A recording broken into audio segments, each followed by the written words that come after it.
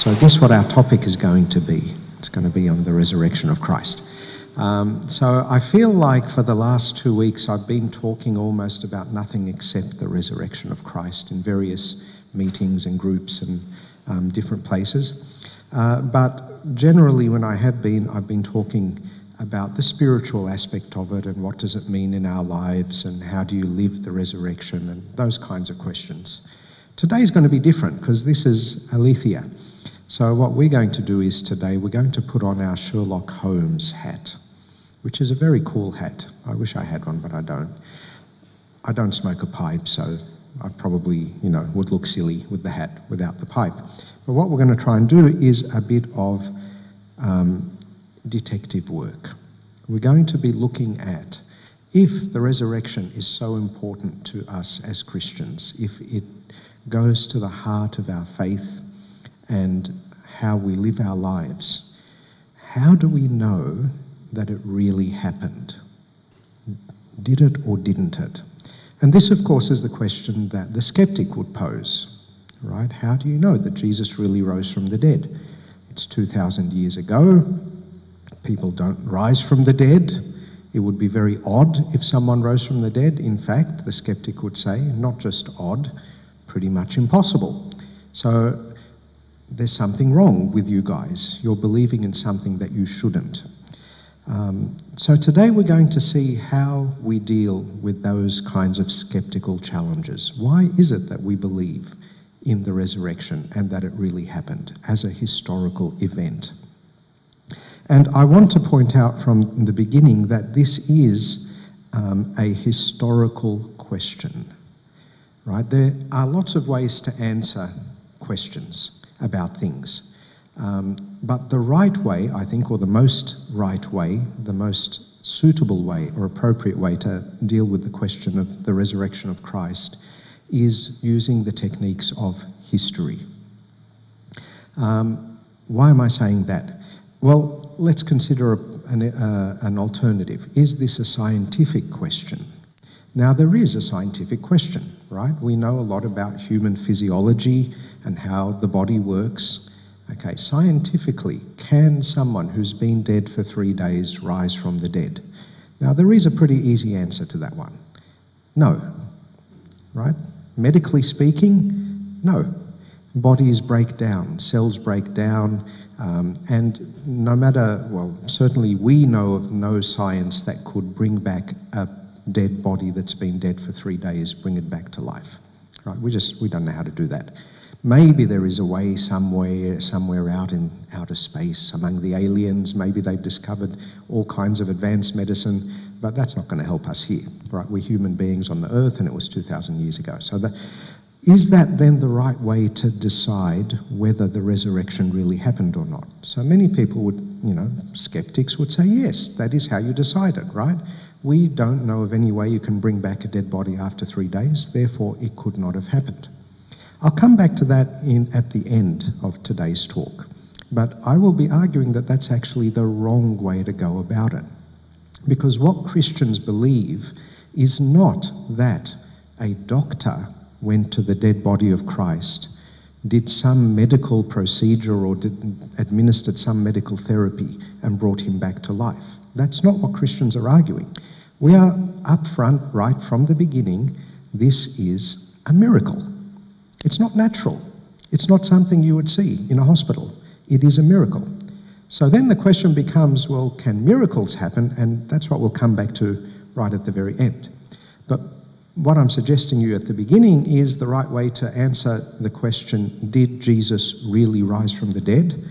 You would go about answering that question in the same way as you would answer the question, was Julius Caesar killed by a group of Roman senators, including a guy called Brutus? Okay, are you going to get out your microscope to answer that question? You're not. You're going to use the methods of historical investigation. So that's what we're going to be doing today. All the stuff I'll be telling you is basically the stuff historians do. And we're simply going to apply the historical investigation method to the event of the resurrection of Christ 2,000 years ago. Okay, and one thing that historians love, maybe above all else, is evidence, right? You need evidence. And since we're talking about Sherlock Holmes, it gives me a chance to quote one of my favourite Sherlock quotes. Data, data, data. I can't make bricks without clay, right? And that's why he would go around, you know, the typical picture of Holmes with his magnifying glass. What's he doing with his magnifying glass? He's looking for evidence. And the trick is to find the right evidence and then to take that evidence and try and see what hypothesis best fits the evidence. That's our plan for today. So what evidence do we have? I think that there are three crucial pieces of evidence. You may disagree as to whether Jesus rose from the dead or not, but as we'll see, I hope, by the method of historical investigation, you cannot disagree that these three pieces of evidence are true. You can argue about what to make of them, but you can't argue that they are. And the first one is that the early Christians really believed that Jesus rose from the dead. Okay, and I'll go through why, right? They wrote about it, they lived it, they sometimes died for it, but they believed that Jesus rose from the dead. Now, once again, you may think they were mistaken in their belief, but I don't think you can seriously, historically question that they believed that Jesus rose from the dead. And we'll go through the evidence soon. The second one is that the tomb was empty. There was no dead body. Now, once again, you can think of different reasons why the tomb was empty, but all the historical sources that we have that mention the tomb mention an empty tomb. And we'll speak about that in more detail shortly. And thirdly, that people believed they saw the risen Christ. Right? It's not just that they believed he rose from the dead, they believed they actually saw him and met him and spoke to him after they had seen him die and entombed, and then after that they actually saw him alive again and they spoke to him. So these are our three pieces of evidence. Let's go through them in slightly more detail.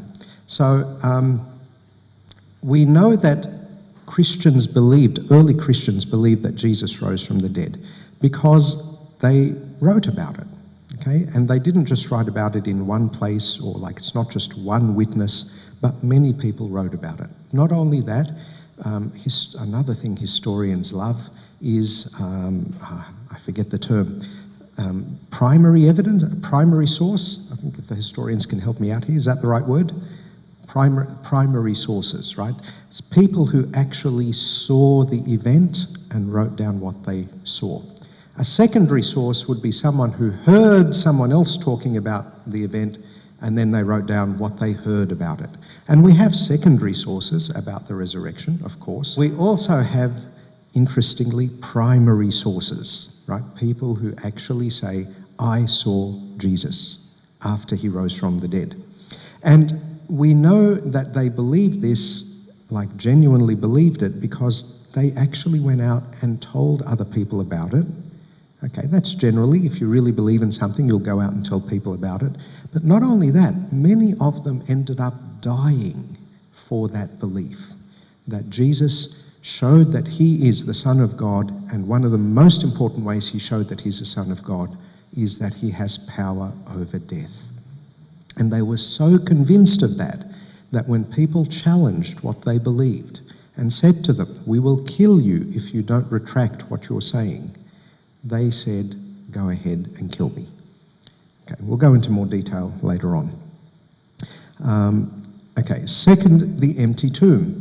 Now, once again, another thing that historians really, really like, something that makes a strong case for a historical event having happened, is if you have more than one source telling you about that event. Nowadays, we tend to think that, but really, come on, Abuna, like the primary source, there's only one. It's the Bible. Right? Wrong.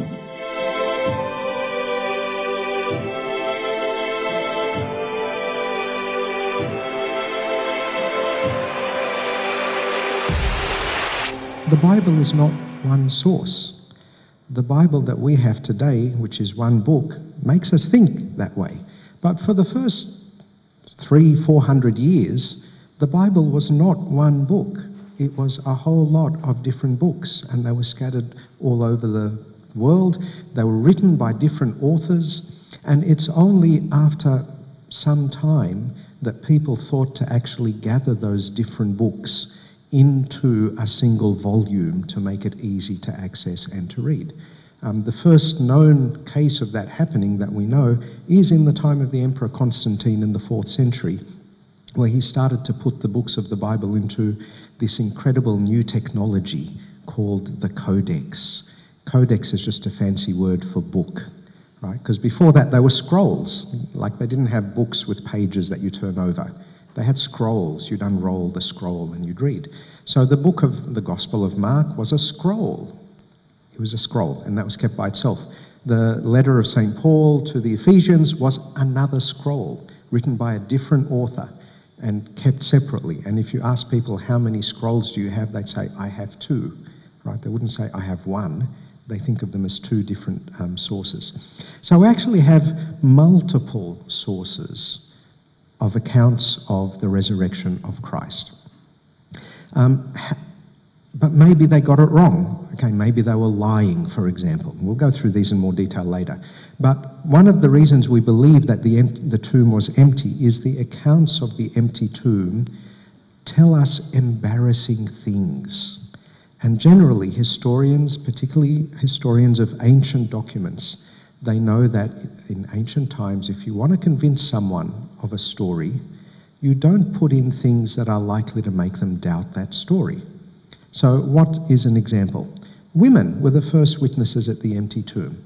I apologise to all the female members of the audience for what I'm about to say, but this is how people thought back then, right?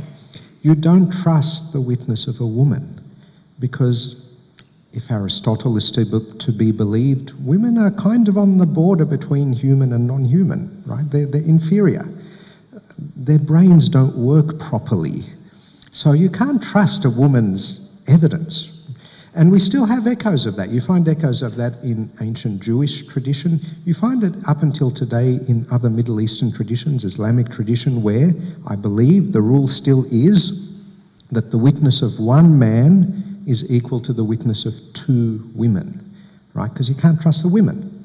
That's a very old, venerable way of thinking. And that was certainly what was in play at the time when the apostles wrote the account and said the tomb was empty. So if you want to convince people that the tomb was empty, the last thing you'd want to say is, and the person who discovered the empty tomb and told everybody else was a woman, right? Because you're asking for trouble. You're asking for people to not believe you. So why would you say that 2,000 years ago? The most sensible answer is because it was true.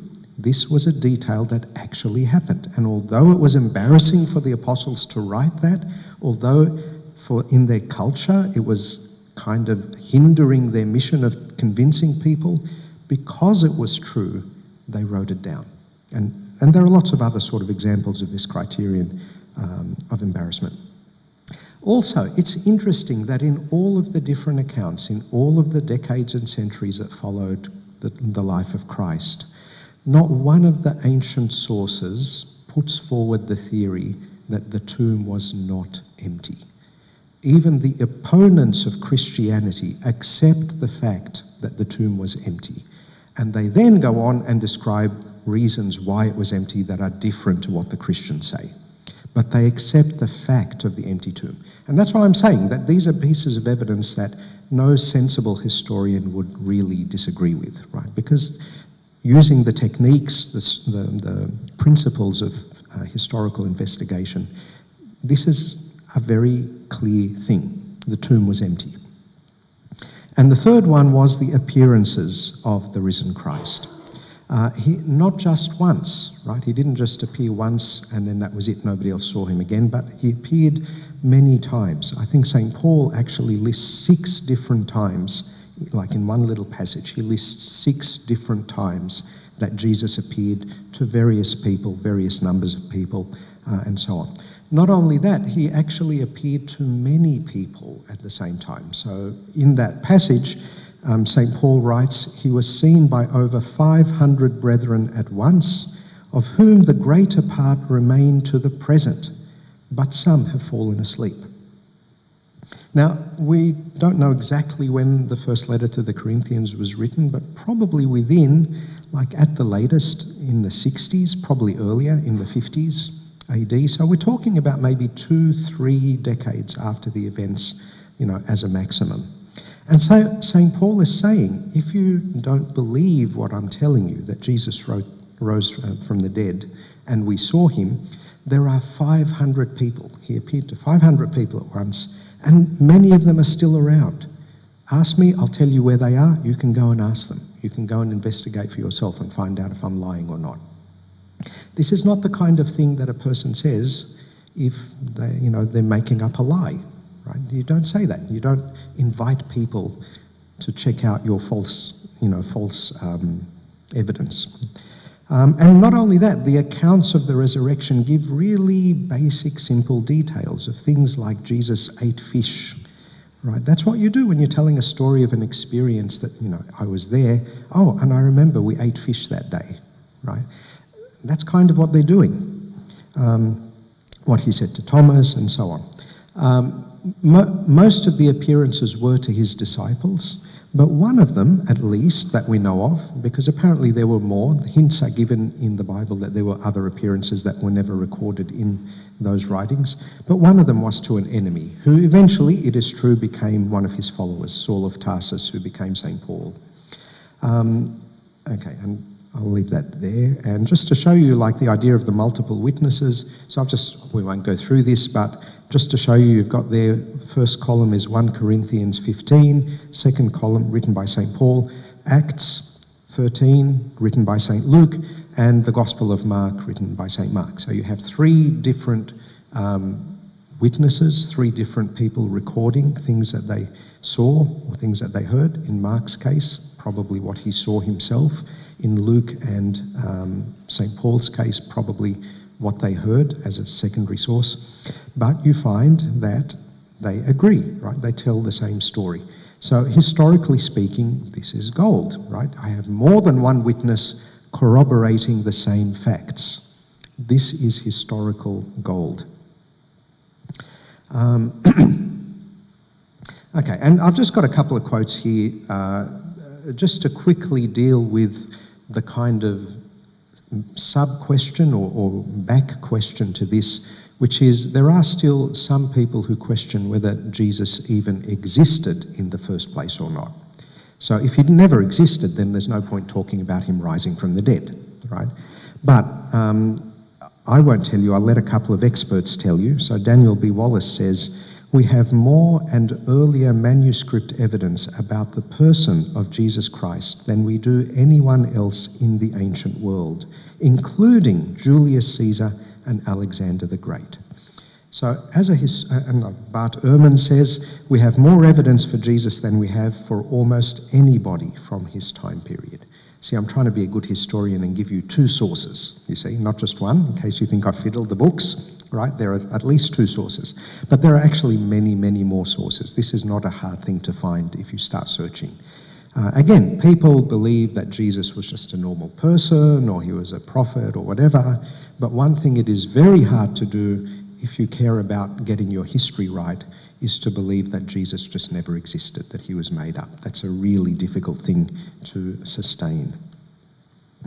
Okay, so N.T. Wright, a New Testament scholar, says, "The empty tomb and appearances have a historical probability so high as to be virtually certain, like the death of Augustus in AD 14 or the fall of Jerusalem in AD 70. So just to emphasize that those 3 criteria, 2 of them are mentioned in this quote. I couldn't find one with all 3, unfortunately.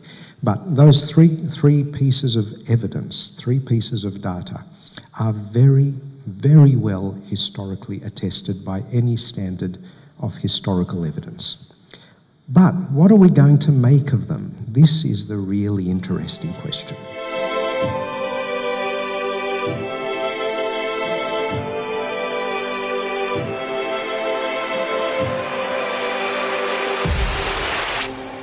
even if those three things are true, even if the early Christians believed that Jesus rose from the dead, and even if they believed that they saw him after he rose from the dead, and even if the tomb was empty, are there different theories that we can come up with to explain those three pieces of evidence?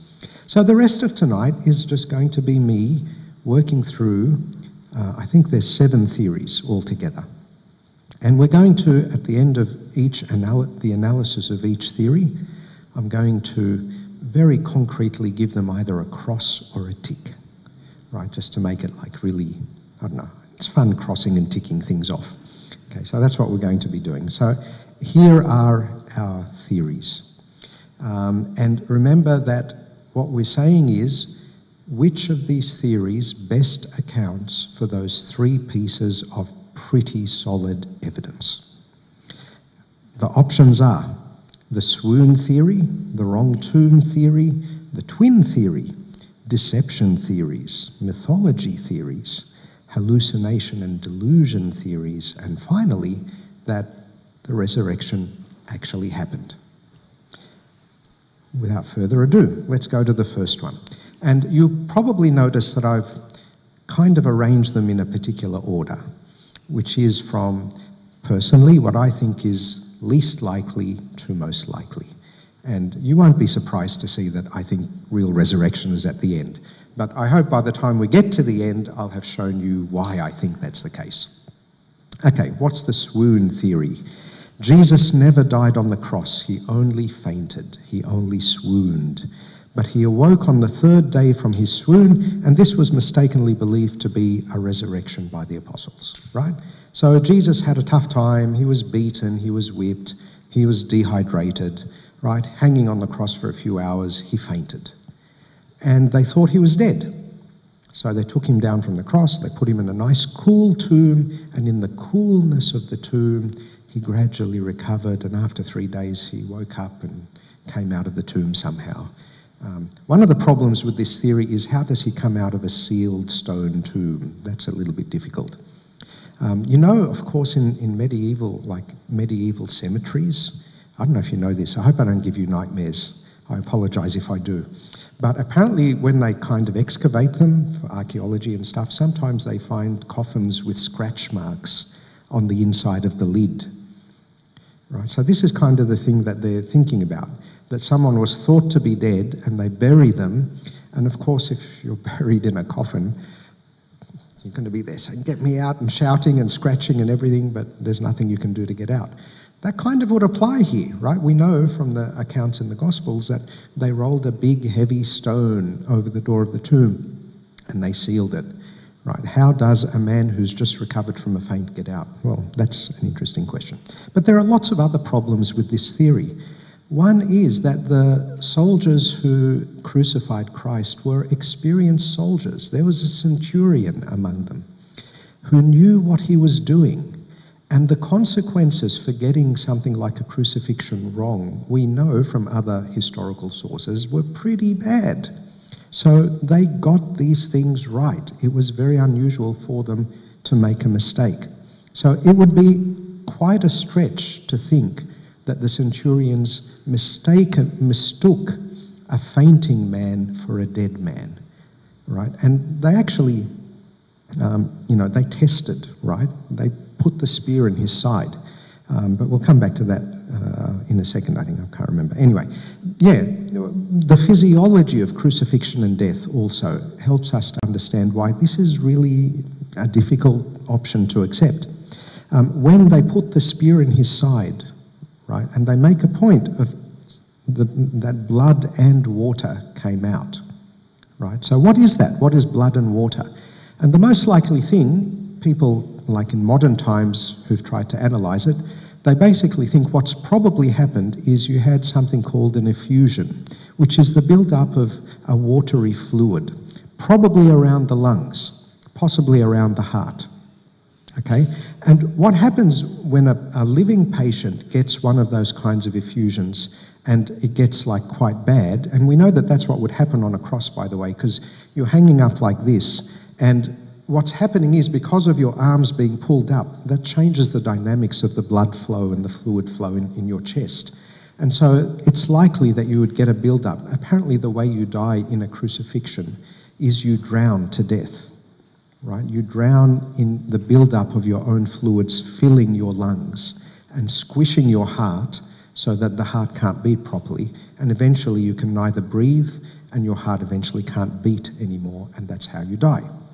Now, we know all of this today because we have modern medicine and we understand that. We know, the doctors among you will know, there's this lovely procedure when you have someone with a, what is it, a tamponade, isn't it? A cardiac tamponade. And you have this lovely procedure where you get a nice big needle and you just stick it into their chest, and all the fluid comes out, often bloody fluid, right, because you've pushed it through blood vessels or whatever, and then that relieves the pressure, right? They thought he was dead. They poked him with the spear. Lots of blood and water came out, right? And he didn't flinch, he didn't do anything. It's very likely that he actually had died because of that filling up of the chest with the fluids. And a cardiac arrest, we also know today that if you die, if your heart stops beating for more than a few minutes, you can't come back from that. And I think, you know, I'm not sure, again, maybe people can correct me, but I think the longest a person has ever actually been like clinically dead and then recovered is something around half an hour or so. I don't know if there's anything longer than that. Okay, that's sort of the most that I've heard of. We're talking about Jesus dying and hanging there for over an hour on the cross, right? After they pierced him, he hung there on the cross, you know, dead, basically. And they came to check and so on, and then by the time they checked and went back and got permission to get them down and all that sort of stuff, he was dead for quite a while, hanging on the cross. Limp, hanging, right? Even if he had a little brief recovery, just hanging there longer would have made sure that he was dead, right? There's no doubt about that, medically speaking, I mean. And the resurrected Jesus wasn't brain damaged, right? Sometimes people are, you know, clinically dead for a while, and because there's not enough blood getting into their brains for a while, then damage happens to the brain. But the Jesus who's described after the resurrection is certainly not brain damaged. He's lucid, he's teaching, he's remembering, he's doing all the things that brains do that he was doing before he died. And also swoon cases, like fainting cases and things like that, they tend to happen in things like, you know, where people had an infection and therefore they fainted from the fever and the toxins in their blood and so on. And then they're the ones you find in the medieval coffins, right? But having been so beaten up and maltreated, having suffered trauma of the kind that Jesus would have suffered in the crucifixion, is not the kind of situation where you'd expect someone to just faint for a little while and then wake up once again. It's not impossible, but it's an unlikely scenario. So we're going to give this one a cross, okay? A lovely, satisfying red cross, and not the nice kind of red cross, the bad kind of red cross.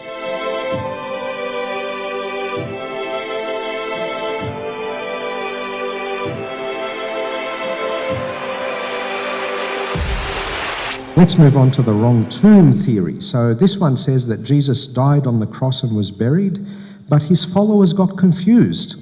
They went to the wrong tomb after his death and they found it empty, so they wrongly assumed that he had risen from the dead. Okay, is this plausible? Again, you can see why I put this early on, right? It's highly unlikely. Number one, like, how many people have to be confused about this? A lot of people were involved. And they all got it wrong? Okay, that seems unlikely. Some of the people who would have had to get it wrong would be Joseph of Arimathea, whose tomb it was. Right? This is his tomb. He owned the tomb. He prepared the tomb. He inspected the tomb. He got it ready. He probably walked down one day and said, oh, this is where my body's going to lie one day. And now suddenly we're expected to believe that he forgot where the tomb is. He couldn't go and ask the person he bought the land from, hey, where's that land that I bought from you? You know, if you went to the tomb of Christ and found it empty, and thought to yourself, am I in the wrong tomb, which is reasonable, wouldn't you work it out? Wouldn't you go and ask people? Wouldn't you go and look at other tombs? Wouldn't you ask your relatives, hey, is that where I had my tomb? So this seems a very, very implausible one, very much clutching at straws. And we should also point out that it does not account for the post-resurrection appearances of Christ. Remember we said that there were 3 bits of evidence. One of them is that the disciples believed that they saw Jesus. If they went to the wrong tomb and that was all that happened, they would not say, and we saw Jesus, right? The wrong tomb does not explain the fact that they saw Jesus. So guess what we're going to give this one? You guessed it. Another satisfying red cross. The twin theory. So on this theory, Jesus had an identical twin brother that nobody mentioned, that was never spoken about anywhere. And when Jesus died, he stayed in the tomb, but then the disciples met his twin brother. And they thought, Jesus is alive, because they look the same. Okay, what's wrong with this theory? Well, one big problem is if you're a historian, you want evidence.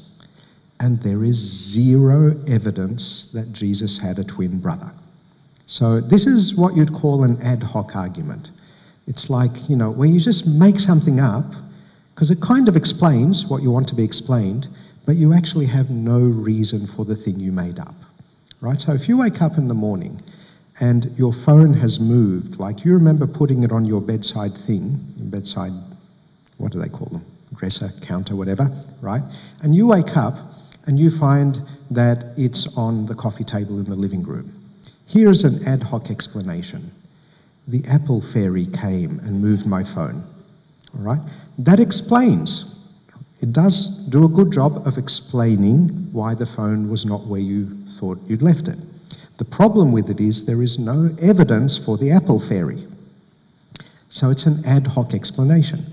A better explanation would be something that you have evidence for. Things like, I know that I have been absent-minded in the past and that I've left things and forgotten where I'd left them. Maybe I just forgot to bring my phone in, and that's why it's on the coffee table outside. Now, there's evidence for that because I've been through that absent-mindedness before. So the twin theory is an ad hoc argument which has no evidence to support it. It's also highly unlikely that when the disciples said, look, it's Jesus, she would say, actually, I think you're right? The mother of the twins can't tell the difference between her twin boys. That seems a very odd thing. And if St. Mary told them, actually, guys, you're all wrong, this is not Jesus, this is his twin brother, non-existent, then they would have said, oh, actually, you're his mother, so we'll believe you. And it's also very unlikely that the twin himself would not have explained the error, right? If you get mistaken for, I don't know, I'm trying to find someone who looks like a famous person, but I can't. Okay, imagine you're walking in the street and someone mistakes you for, I don't know, who's that guy that all the teenagers love? Eddie someone, the singer? Ed Sheeran, that's the one, yes, okay. Imagine you're walking along the road and someone comes up to you and says, hey, you're Ed Sheeran, aren't you? Can I have your autograph? What would you say, right? You wouldn't say, yeah, sure. Sure, I write it out to. Okay, you'd say, no, I'm sorry, I think you've got the wrong guy. Oh, come on, sing a song for me. No, you really don't want me to do that, trust me. Okay, so the twin himself surely, especially if he saw things gathering and growing as the church did, would say, guys, no, it's not me. So again, and again, it doesn't account for the empty tomb, right? Even if there was a twin brother, if you saw a person you thought was Jesus, but it was really his twin brother, surely the first thing you would do is go back to the tomb and check, is the body still there? Because if the body's still there, then that can't be Jesus, okay? But it doesn't account for the empty tomb. So we're going to give this a big red cross too. Deception theories. Okay, now we're getting to some more serious kind of explanations for these things. So I've got 2 variations on deception theories here. A, someone unknown stole the body of Christ from the tomb, and the apostles made sense of this by misunderstanding the teaching of Christ to have prophesied his resurrection. So the good thing about this explanation, right? Someone stole the body, they went to look for the body, they didn't find the body, and so the way they explained it was Jesus rose from the dead. But they were mistaken, because that's not what really happened. This accounts for the empty tomb. Right? This is a good explanation for the empty tomb. And we know people steal dead bodies for various reasons. I don't know if it was a big thing in first century Palestine, but I believe up until recently in places like India and Bangladesh, they did steal dead bodies because you could make a lot of money selling like skeletons to medical students and things like that. I believe they put a stop to that now. Anyway, let's assume that people stole things out of dead bodies. But what are the problems with it? Okay, number one, it does not account for the appearances of the risen Christ. Okay, the tomb is empty, the body is gone, we think Jesus rose from the dead. But that still doesn't explain why we think that we met him and ate fish with him and spoke with him and touched his wounds. Right? If it's just somebody stole the body, that doesn't explain it. It doesn't explain, therefore, also the conviction and the belief of his followers to such an extent that they would be willing to die for that belief. Right? If it's something that you still have some doubts about, you didn't get enough evidence for, would you die for it? Or when you're pressed, would you say something more like, okay, don't kill me, I'm actually not sure about this, let me think about it a little bit more and I'll get back to you, or something like that, right? So it doesn't account for people willingly dying for a resurrected Lord, someone who proved his claims by rising from the dead, and I believe that because I saw it myself. And it doesn't account for the strong effect that it had on the lives of Christians, of whom we have records of many of them, including James, the brother of Jesus, and Saul of Tarsus, and so on. So James, we have like hints that he didn't really believe what Jesus was saying beforehand, and they were criticizing him when Jesus was still preaching and walking around. And then after the resurrection, he gets right on board. Okay, so what changed? Well, we know that he saw Jesus after he rose from the dead. That would explain why he changed his mind, why he changed his attitude, to such an extent that a few years later, when they come to have that council in Jerusalem in Acts 15, who do they choose to be the chairman, the president of that meeting? They choose James, the brother of Jesus. That's how invested he is in this belief of this new community that Jesus rose from the dead. What changed? So we're going to give deception theories version A across, right? That someone else stole the body and people were confused. Okay, that doesn't seem to stack up. But there is another version of a deception theory. What if this was all done on purpose? What if the disciples were nefarious con men? What if they deceived everyone? So they went and stole the body out of the tomb, and then they went and told lies about it to everyone and said, Jesus rose from the dead. Okay? This again accounts for the empty tomb, right? If that's what they did, then the tomb would be empty. It's very good. But it doesn't account for that conviction and belief of the apostles even unto death. Con men are very, very rarely willing to die for their false belief. And we have lots of evidence for that throughout history, right? When people make stuff up, they're not willing to suffer a lot for their lie because they know that it's a lie.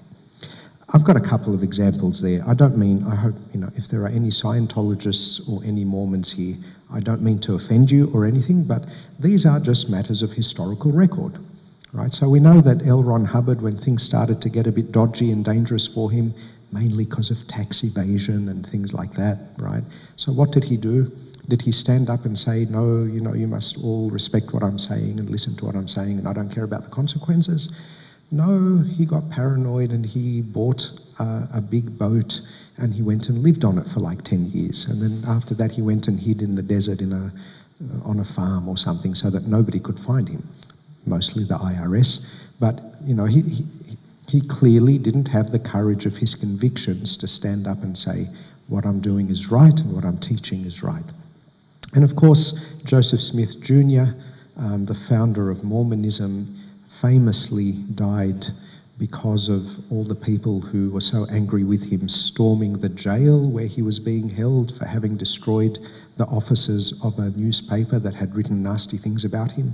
So he went and destroyed the office, burned it down. So he got caught and put in jail, and the townspeople took things into their own hands and they stormed the jail and they killed him. What did he do? He fought back. He killed a few people on his way out, right? Is this a person who's willing to die for his beliefs? No, this is a person who got caught in telling a lie, which he probably himself, well, I shouldn't say that because we don't know, but it's possible that he himself didn't really believe it deep down, and when push comes to shove, right, then they try and find a way out of the bad situation, rather than standing up for the faith that they're teaching. And that's not what the early Christians did. Some of them even went joyfully to their martyrdom. And just think about that. People went joyfully with the people who they know are going to torture and kill them, believing that they are doing a good thing. Who does that? Someone who genuinely believes in the thing that they are dying for.